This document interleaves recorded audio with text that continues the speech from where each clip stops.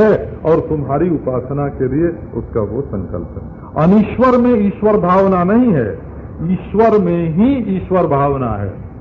दूसरी विशेषता उसमें क्या होती है कि उसका प्राकट्य मूर्ति का किसी अद्भुत रीति से हुआ है क्या।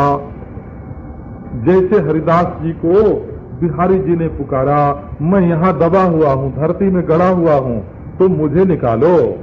जैसे सालग्राम की शिला में से श्री राधा रमण जी महाराज निकल आए, वृंदावन में श्री राधा रमण जी की मूर्ति है, वो सालग्राम की शिला में से निकली हुई आकृति है। बिहारी जी निधिवन में से, हम लोग तो उसको निधिवन बोलते हैं, परंतु वो शब्द लोगों के लिए परिचित नहीं है, इसलिए गांव में निधिवन के रूप में ही वो चलता है। वहां से निधि मिली है, सालग्राम निधि मिली है, श्री बिहारी जी रूप निधि मिले हैं।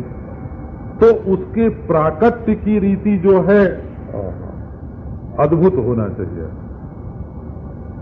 यहाँ कोई जबलपुर के आसपास कोई गौरी शंकर भगवान की मूर्ति है, तो वो किसी भक्त के लिए भगवान प्रकट हुए, शंकर भगवान, तो भक्त से उन्होंने कहा कि तुम क्या वरदान मांगते हो।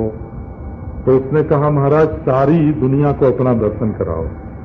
तो बोले, सारी दुनिया को तो कैसे करावेंगे, जो हमारे पास आवेगा उसको दर्शन देंगे। तो उसने कहा, अच्छा जो आवेगा उसको तो दर्शन देंगे? कहाँ देंगे। तो वो महाराज वहां से चला कि अच्छा जब तक मैं नहीं आऊं तब तक आप यहाँ खड़े रहना है और लोगों को दर्शन देते रहना।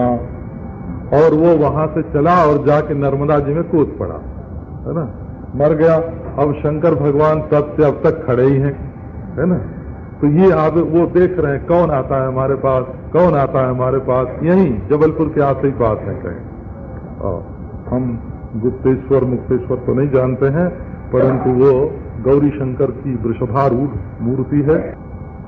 और देखो ये हुआ प्राकट्य की एक अद्भुत रीति हुई। भक्त ने कहा कि हम आपके साथ नहीं जाएंगे, आप सबको दर्शन दोगे, और जब तक हम लौट के न आवे तब तक खड़े रहना। और जाके नर्मदा जी में कूद पड़ा, मर गया, और भगवान अब तक वैसे ही खड़े प्रतीक्षा कर रहे हैं।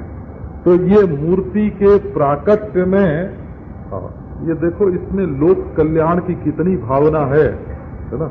देश की स्वतंत्रता के लिए मर जाए तो आप कैसा इतिहास लिखते हैं, कैसा अखबार में नाम छपाते हैं, परंतु संपूर्ण लोक के कल्याण के लिए कोई अपना बलिदान